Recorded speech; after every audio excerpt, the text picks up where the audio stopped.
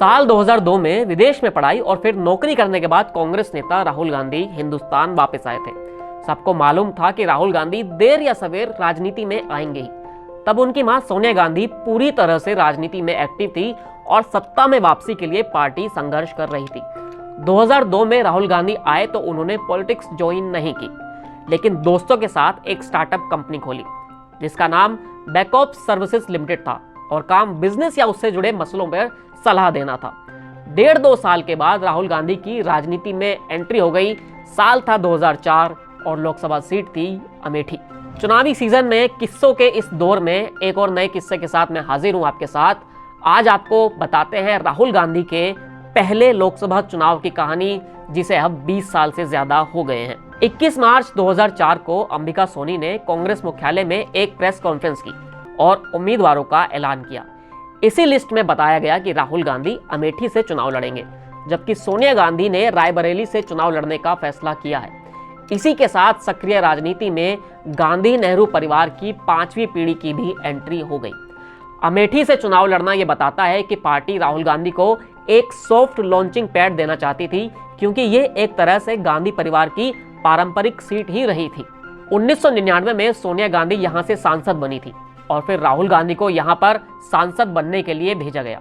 उस वक्त के अखबार के पन्ने पलटेंगे या फिर ब्लॉग पढ़ेंगे तब मालूम पड़ेगा कि राहुल गांधी को लेकर उस तरह किस तरह का माहौल बन गया था। बीबीसी की एक रिपोर्ट में बताया गया है कि जब प्रियंका गांधी अमेठी में राहुल गांधी की मुलाकात पत्रकारों और स्थानीय लोगों से करवा रही थी, तब राहुल काफी शर्माए हुए लड़के की तरह मिल रहे थे। राहुल की उम्र तब 34-35 साल रही होगी, लेकिन वो लगते लड़के ही थे।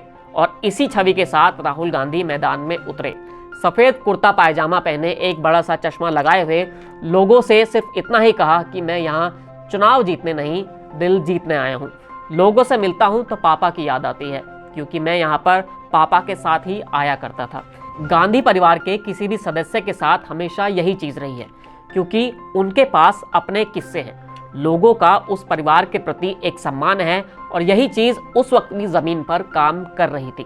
2004 का चुनाव कांग्रेस के लिए यादगार था, क्योंकि वाजपेयी सरकार के इंडिया शाइनिंग के नारे के बीच भी एनडीए चुनाव हार गया था और सत्ता में कांग्रेस की वापसी हुई थी, जो एक यूपीए संगठन के रूप में थी। अमेठी के चुनाव में राहुल गांधी के सामने कोई बड़ा चेहरा नहीं था, क्योंकि तब तक ये मान लिया जाता था कि गांधी परिवार या फिर अन्य कोई बड़ा सदस्य जहां चुनाव लड़ रहा होता है, वहां औपचारिकता के लिए पार्टियां अपने उम्मीदवार तो घोषित करती हैं, लेकिन वो इतना बड़ा नाम या टक्कर देने वाला चेहरा मुश्किल ही होता है। राहुल गांधी ने 2004 में अपनी बहन प्रियंका गांधी के साथ ही चुनावी मोर्चा संभाला। अमेठी के अलग अलग गांव में जाकर प्रचार किया। विदेश से पढ़कर अगर लड़का गांव लौटे तो मोहल्ले में वैसे ही भीड़ लग जाती है, लेकिन ये लड़का राजीव गांधी का बेटा था और सांसद बनने के लिए आया था। राहुल को सुनने वालों के लिए हर चौराहा भर जाता था। राहुल गांधी 65% वोटों के साथ ये चुनाव जीत गए और पहली बार सांसद बने। अमेठी में सांसद के तौर पर जो सफर साल 2004 में शुरू हुआ था, वो 2019 तक चला। 19 में स्मृति ईरानी ने राहुल गांधी को मात दी और राहुल गांधी अमेठी के पूर्व सांसद हो गए।